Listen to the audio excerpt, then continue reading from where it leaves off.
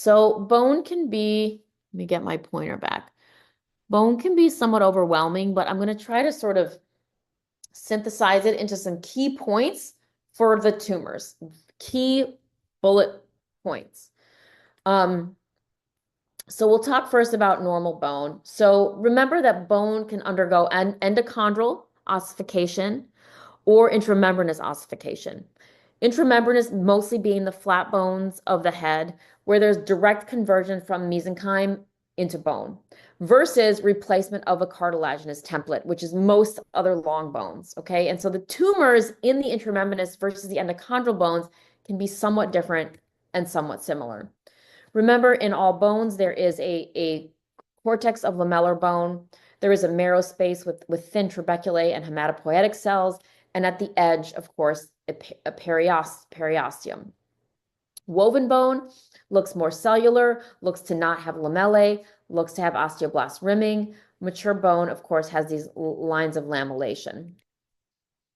Cartilage is of three types: the hyaline, which is mostly what we see in our articular surfaces, joints, etc.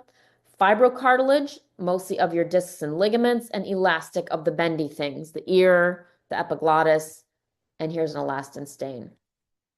Other normal connective tissues include tendons and fascias, which have very regular collagenous connective tissue, and ligamentum flavum, which specifically has these pale purple bands in it in the back of the spine, right, which is elastin. So if you throw an elastin stain on a ligamentum flavum, you'll see those light up.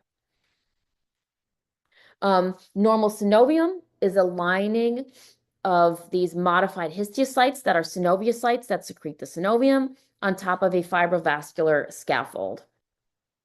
All right, so let's talk about some non-neoplastic issues in bones and joints. Oh gosh, my cat's gonna walk by in 2 seconds. Okay, osteoarthritis. So many surgeons don't even send this for histology. They just toss it. So if you don't see this, don't be surprised. But osteoarthritis has a few features, including eburnation, meaning complete loss of the normal articular cartilage, and then replacement of the subchondral space by fibrosis, sclerosis, and cystic change. So we start with cracking and fraying, we end up eburnated, and we end up with this subchondral change. This is different from avascular necrosis of the femoral head, which tends to be these opaque white wedge-shaped infarcts, where on histology you see essentially dead bone and replacement of the stroma by this dead kind of collagenous connective tissue.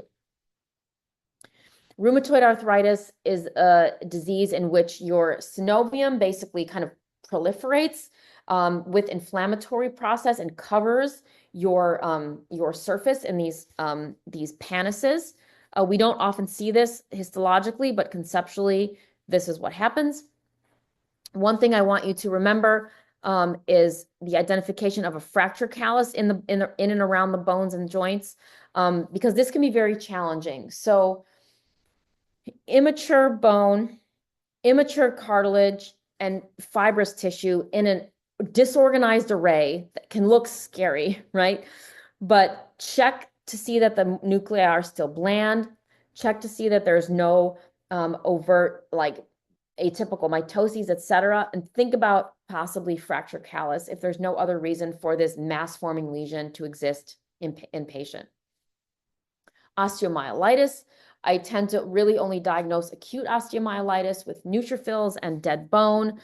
Chronic osteo is kind of a clinical pathologic correlation because you can get fibrosis and inflammation in bone for a lot of reasons, including, radiation, which we see a lot, in cancer centers. CRMO, chronic recurrent multifocal, basically is culture negative fibroinflammatory process of bone. Again, clinical pathologic correlation.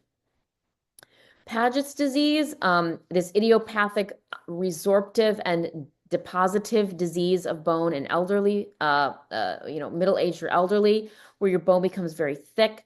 You can see clastic activity, mixed osteoclastic and osteoblastic, and then finally very sclerotic with these mosaic or so-called reversal lines where you see these dark calcific lines in your bone. Remember that osteosarc can, of course, develop secondarily after Paget's in elderly patients. They get treated with bisphosphonates. All right, moving into other joint diseases. So calcium, pyrophosphate, pseudogout, and uric acid gout, right? So gout is needle-shaped, gout is generally pale, and gout is generally surrounded by a histiocytic reaction.